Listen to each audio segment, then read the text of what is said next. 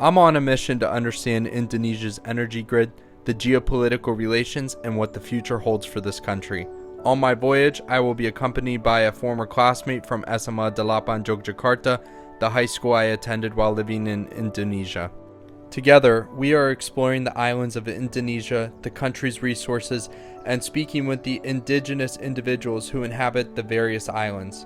My name is Benjamin Rossman, and this is Energi di Indonesia. Indonesia is a country located in the southeastern region of Asia. The country's borders contain more than 17,000 islands, and it has the largest Muslim population of any nation in the world. Indonesia's capital, Jakarta, has greater concentrations of air pollution than any other city in the country. Life expectancies in Jakarta are significantly reduced due to this pollution. The pollution found within Jakarta comes mainly from fossil fuels emitted from construction, open burning, and vehicle exhaust. The capital is coming up with alternative energy sources that have lower carbon emissions. Along with pollution, blackouts have increased in Jakarta. Blackouts in Jakarta impact every citizen, stunting activity until power is restored. As time progresses, so does energy infrastructure, making updates to this infrastructure a necessity for life. One growing concern is the wave of blackouts occurring across all of Indonesia more frequently. A lack in accessibility, reliability, sustainability, and modern energy poses a risk to Indonesia's 273 million citizens. For an entire month, I am traveling across Indonesia to learn about how it sources and distributes its energy and what the future holds for this country. From Jakarta, I traveled to Yogyakarta, a south-central city on the island of Java. Yogyakarta is known for having more traditional customs, beliefs, and lifestyles than the rest of Indonesia. Around Indonesia, Yogyakarta is known as the City of Scholars. In fact, 20% of the city's population consists of students. Yogyakarta's ties to academic learning has increased the conversation around the country's energy and the international relations. From the university level down to the local schools, Yogyakarta is recognizing the severe importance of diplomatic relations and the country's energy grid. Over the past decade, Yogyakarta has developed rapidly, making its aging energy infrastructure more susceptible to blackouts. The increase in energy demand has become a major consideration for Indonesian policymakers. Accessibility is a key indicator for these policymakers of the overall strength of an energy grid. So I decided to ask my former vice principal and former teacher about how they feel about their access to electricity, and this was their response. Sejauh ini masih lumayan baik, tetapi memang kadang pada waktu-waktu tertentu untuk mendapatkan akses energi seperti gas untuk memasak itu sebagian kadang-kadang agak sulit, tetapi so far ya masih dalam taraf mudah untuk didapatkan. Hanya sesekali waktu saja kadang agak terlambat distribusi energi, terutama untuk gas itu agak tersendat sedikit. Sedangkan untuk energi listrik masih bagus, untuk bahan bakar juga masih bagus. Seperti untuk kendaraan bermotor itu masih cukup bagus. Actually, Indonesia is rich of the source of energy. We have many plants. For example, a kind of electricity, fossils. I think can be energy from mining, for example, kind of thing. So actually, Indonesia is rich of that. Keandalan energi di Indonesia sebenarnya cukup bagus ya, cukup andal lah untuk energi yang terbarukan maupun yang energi fosil. Saya pikir masih bisa diintegrasi. Kalau terjadi kayak gempa bumi, tsunami, memang itu ada pemadaman energi listrik secara mungkin per region ya, per daerah itu memang dimatikan untuk keselamatan. Kalau itu terjadi bencana, tetapi kalau tidak terjadi bencana, itu dalam kondisi normal ya semua masih normal. Yeah, we must minimize of the use of the energy, especially for electricity, because but I think Indonesian people, not all of the Indonesian people are aware of minimize that. Okay, so I think we still need education for all of citizens of Indonesia. I mean, we must also think about the next generation. For educated persons, they know, yeah. Okay, so but you know. Indonesian, there are many average people, not educated person, perhaps not many people. Yeah, okay. So there are many average people. So that is why we still need that kind of education for how to minimize the use of the energy.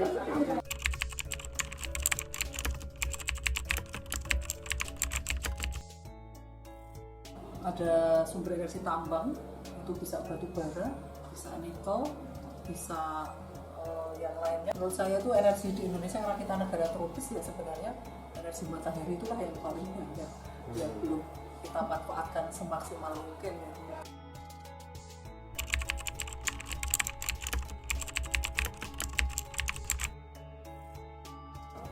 Bisa, misalkan kita bisa mengeluarkan emisi 0% jika energi untuk kendaraan bermotor kita ganti dengan energi listrik. Misalkan untuk listrik di rumah-rumah itu bisa diganti dengan menggunakan panel surya atau sel surya. Itu juga bisa mengurangi emisi energi, bahkan bisa menekan sampai 0%. Itu kalau benar-benar dimanfaatkan. Can be depends on the who handle them. Yeah. So that is why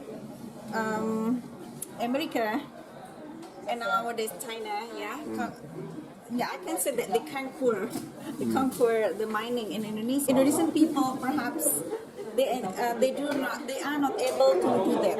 Yeah. So we still need smart Indonesian person to handle them.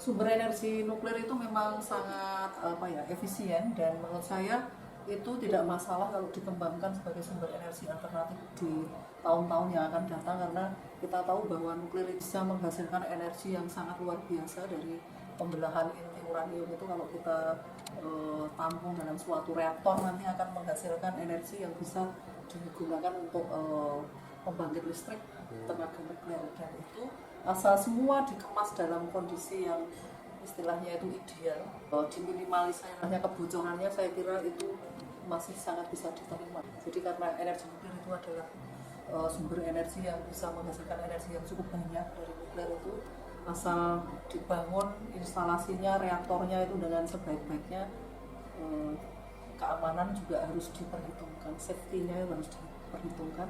Saya pikir itu oke. So far, yeah, for technology is good, but for the radiation, sometimes we must think hard about this, the effect of the radiation of nuclear.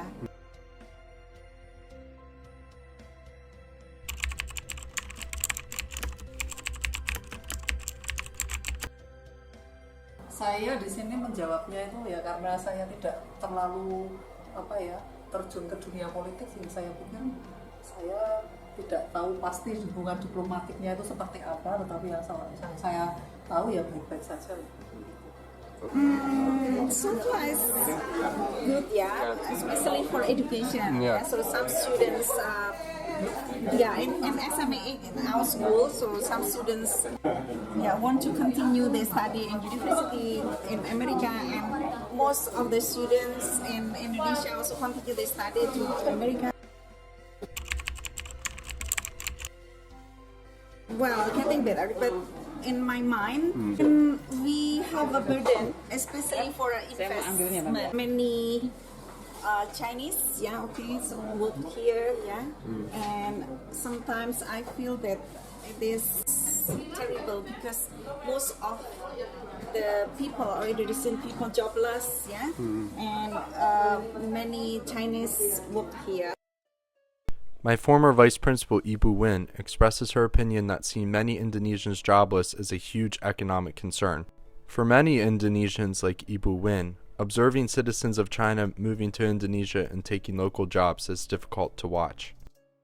After speaking with numerous individuals in Yogyakarta, it appears that the ultimate goal for this particular city is to increase learning and education to maximize the city's potential and give the individuals the ability to compete with foreign competition. This emphasis on further education aims to allow Indonesia to govern and capitalize on minerals and resources, in return increasing the country's economy and production. When it comes to energy, Yogyakarta's main goals are education and adaptability. This emphasis on energy education paired with the city's ties to the rest of Indonesia set the stage for modern energy in Indonesia.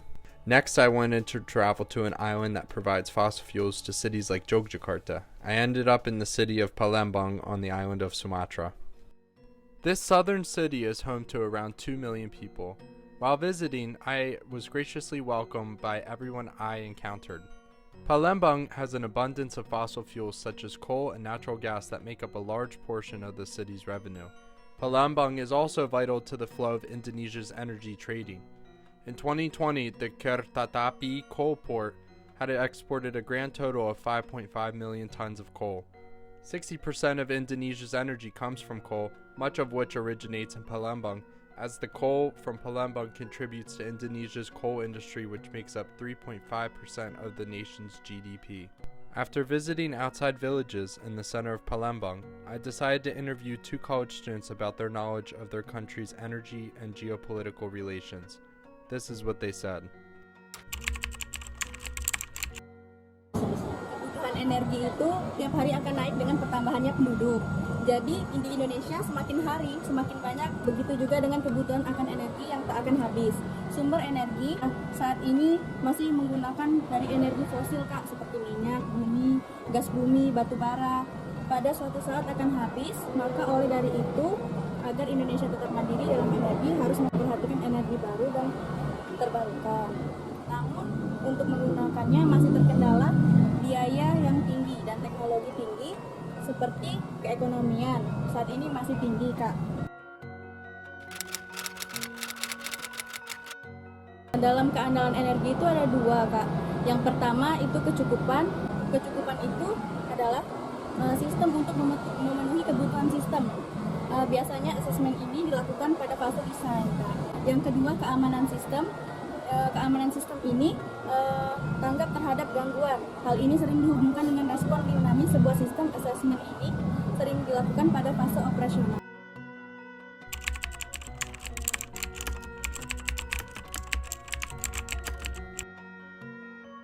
Sumber utama energi di Indonesia yaitu yang paling populer itu itu ada energi tenaga surya atau energi matahari. Yang kedua itu energi air, yang ketiga energi angin, yang keempat itu energi limbah, biomasa, dan terakhir juga potensi pembangkitan mikrohidro.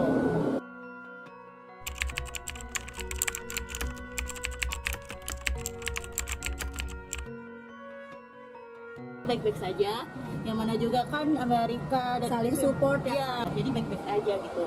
Ya Kak, saling support sama-sama. Iya, saling mendukung, saling menghargai juga. Di Cina juga sama, kita juga saling support, saling mendukung, saling menghargai dengan satu sama lain. Seperti soalnya kan Bhinneka Tunggal Ika Kak, kalau ini walaupun berbeda tetap satu juga. Ya. Baik dari Amerika, dari Cina, Indonesia juga ya, sama.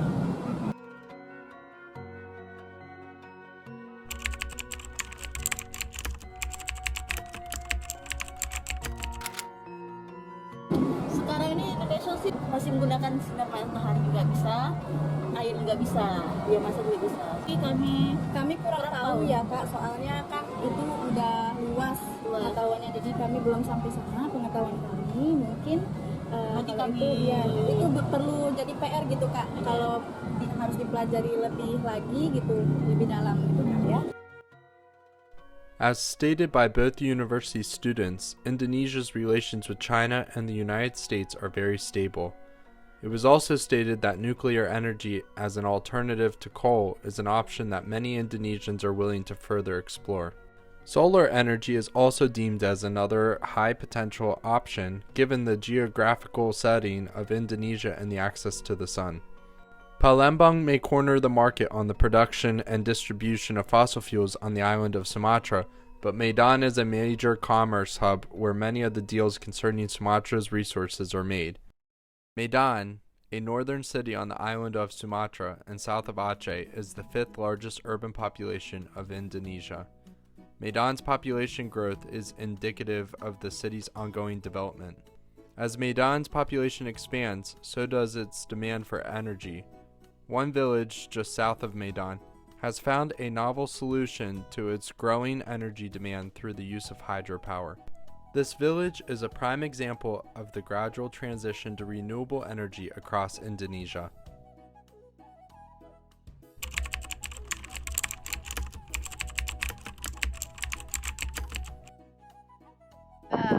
Jadi listrik di pemukiman ini dan kantor di perusahaan dan pabrik itu nggak disuplai dari company energi in Indonesia gitu loh. Jadi dia bikin supply energinya sendiri gitu. Jadi untuk membangkit kehidupan di sini, di kotanya, sama di perusahaan, sama di pabrik atau di tempat supply tempat masaknya itu kan ada tuh tempat-tempat tungku-tungkunya untuk aluminium itu dimasak.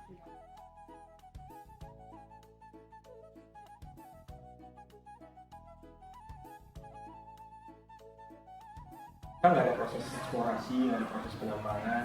We don't do exploration or mining. Okay, very important is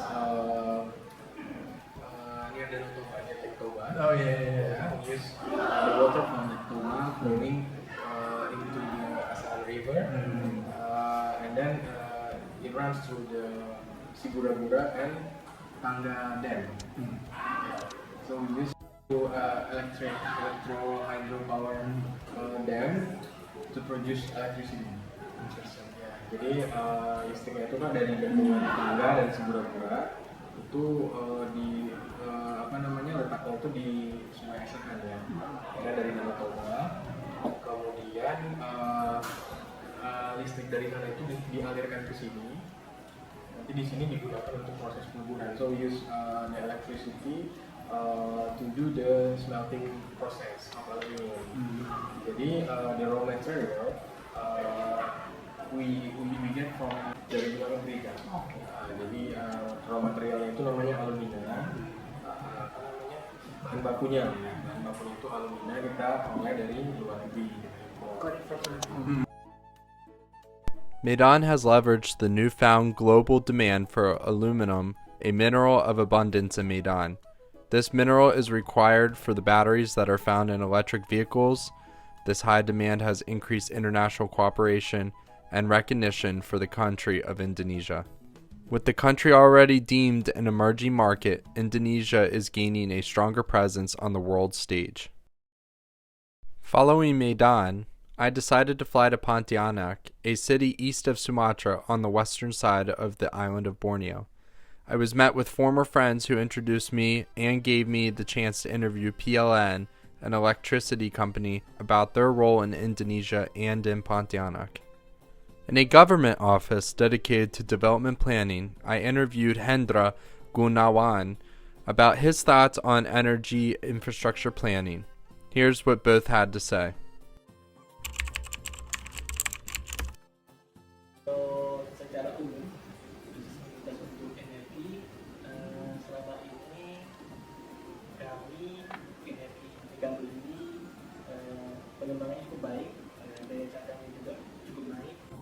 Right now, I think it's not enough for this side, because sometimes we are promoting we try to everyone to invest it here, but sometimes they cannot invest it because they don't have sufficient energy here. So that's why we need to provide it more. And I think what we are doing now should be backed up by greater policy from national government, so we can provide that for our community.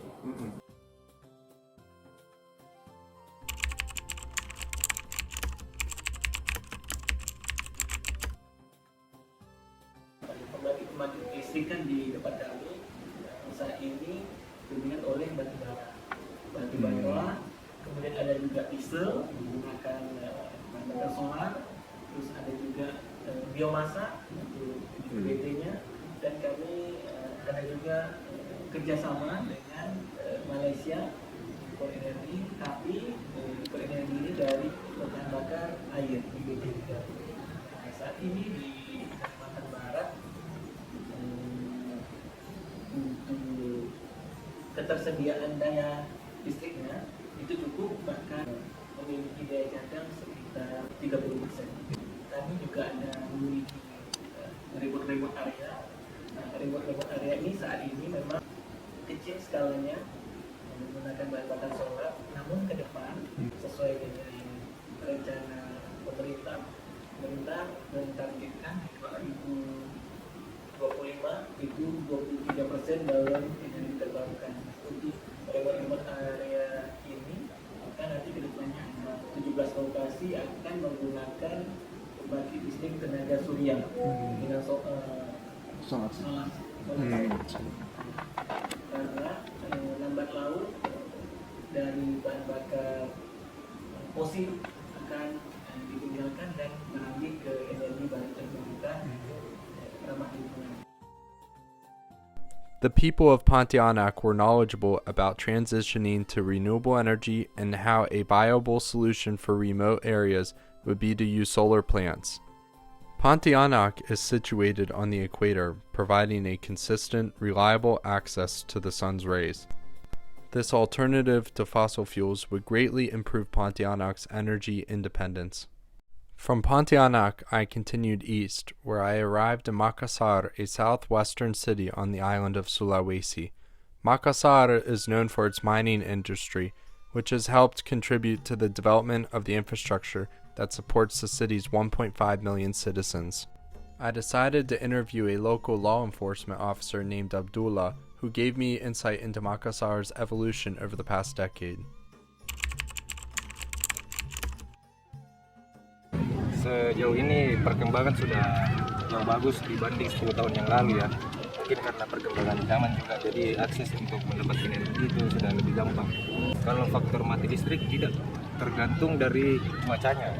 Misalnya ada memang pohon tumbang, terapa yang meledak, itu baru ada mati listrik. Kemarin sempat mati lampu, tapi cuma 1 jam. Nggak terlalu bermasalah sama banjirnya kemarin. Untuk gangguan mati lampunya nggak terlalu.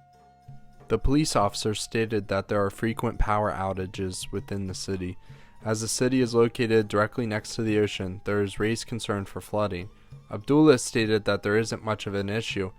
However, the hotel I was staying at along the ocean began to flood during the monsoon season. I quickly packed my bags and left for the airport, where it took an additional 30 minutes from the flooded roads. Better planning and energy usage will be prevalent in Makassar over the next decade. My final destination is a city in the far northeast of Indonesia called Sorong. In this West Papuan city, I was fortunate to take a boat to many remote islands and speak with the indigenous inhabitants. Unfortunately, I did not get a recording, but I was granted an interview with Andre Agustinus, a very well-known and respected leader in Sorong. Here are his thoughts.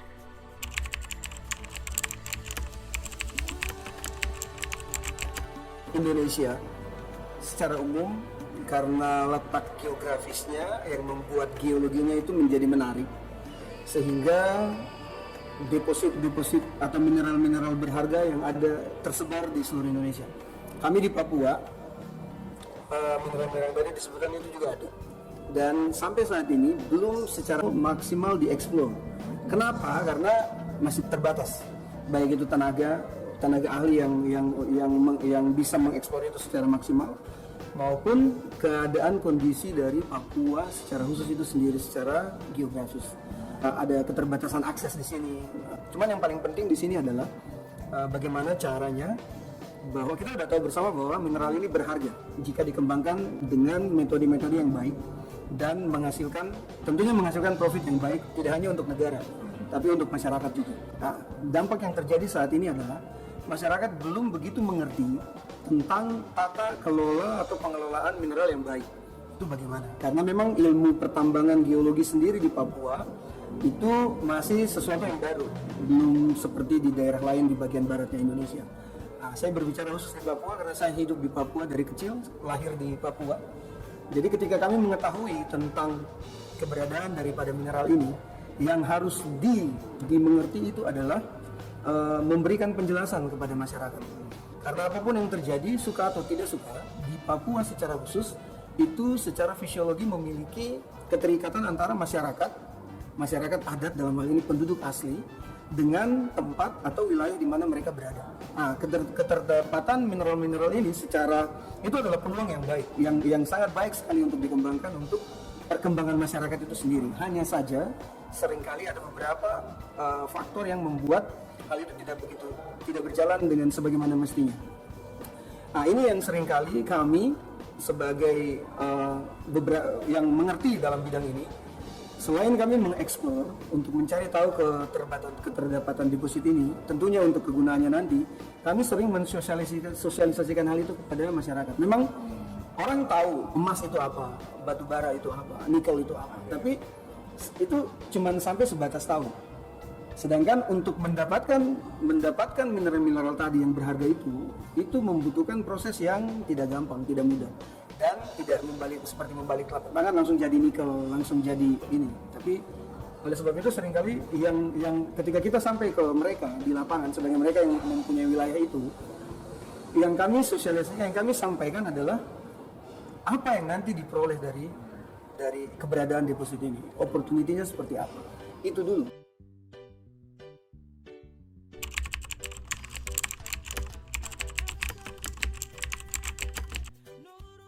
Nikel di Indonesia menjadi menarik itu karena Pak Jokowi. Kenapa? Ketika alih teknologi ini berubah untuk persiapan dari energi karbon ke electrical, dalam hal ini baterai, semua orang melihat Indonesia. Oke?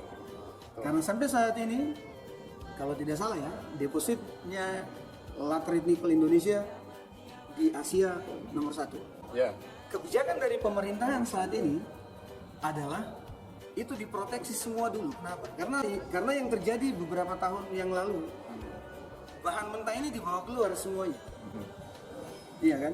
Tentunya itu memang mendatangkan devisa buat negara, keuntungan buat negara. Tetapi kurang maksimal. Kenapa? Karena bahan mentah semua yang keluar. Ketika perkembangan teknologi sampai di titik ini, di masa saat ini, nikel menjadi komoditi utama, maka Indonesia mengeluarkan kebijakan bahwa semuanya harus di-cover di dalam negara, dirubah statusnya, tidak bahan mentah lagi yang dikirim, tapi harus menjadi barang setengah jadi atau barang jadi. Itulah yang membuat semua negara melihat Indonesia saat ini dengan deposit nikelnya Indonesia saat ini.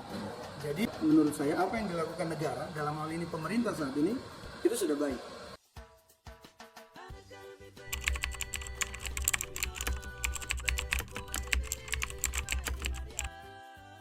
Sebaran nikel di Indonesia itu memang terbanyak di wilayah timurnya Indonesia.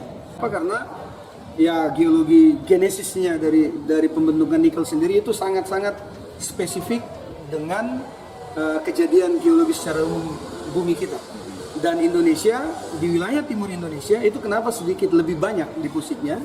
Karena secara geologinya memang demikian. Untuk daerah-daerah dengan tipe batuan ultra basa, kemudian dengan ultramafic, dengan kadar keterdapatan mineral laterite, sebaran laterite, itu yang membuat tidak semua wilayah di Indonesia punya nikel. Kemudian di Maluku Utara, di Halmahera, kemudian bergeser lagi ke arah timur ke kita di Papua Barat saat ini, Papua Barat Daya di Sorong dan Raja Ampat itu terdapat. Kemudian bergeser lagi ke belakang ke paling timur yaitu di Jayapura dan sekitarnya, itu merupakan daerah-daerah yang sangat potensi sebaran dari nikel. Jadi tidak semua daerah di Indonesia punya sebaran mineral laterite.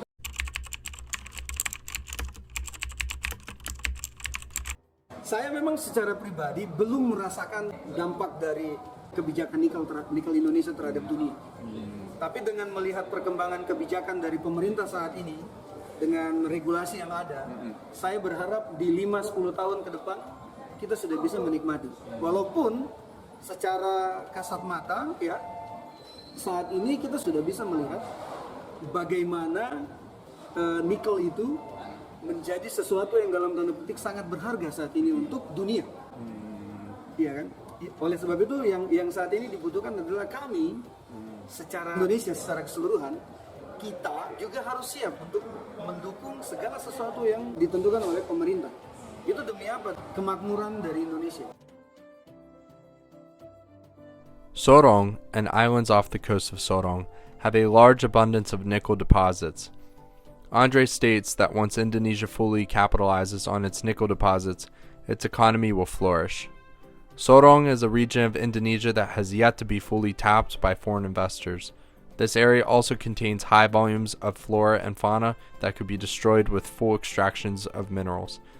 Andre claims that it is everyone's responsibility to strike balance with nature and ensure no life and land is permanently destroyed for economic gain. Nickel is also the number one critical mineral for creating batteries and electric vehicles, which is why Andre expressed that it would greatly benefit Indonesia to transition from primarily offering raw goods to offering more semi-finished or finished goods.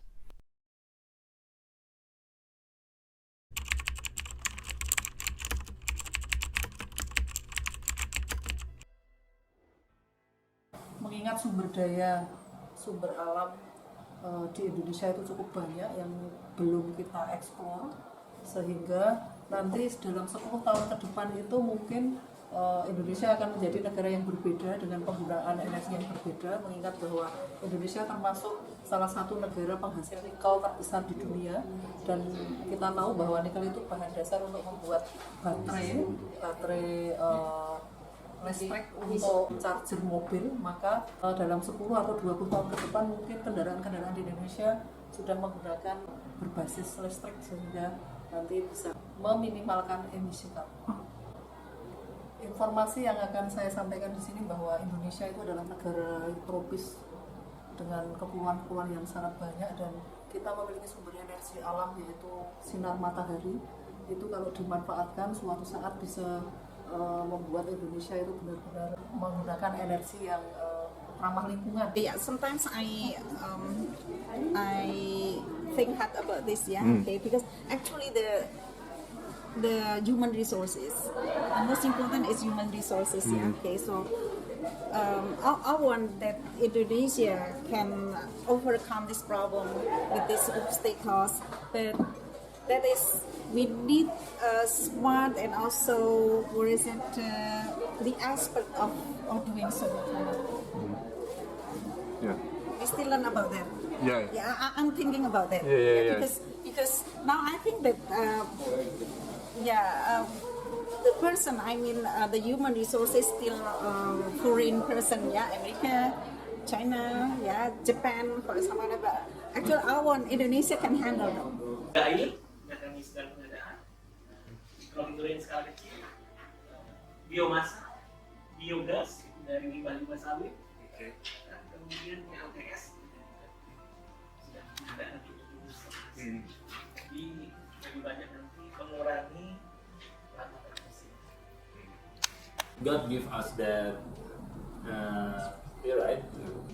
So we have to use it well, right?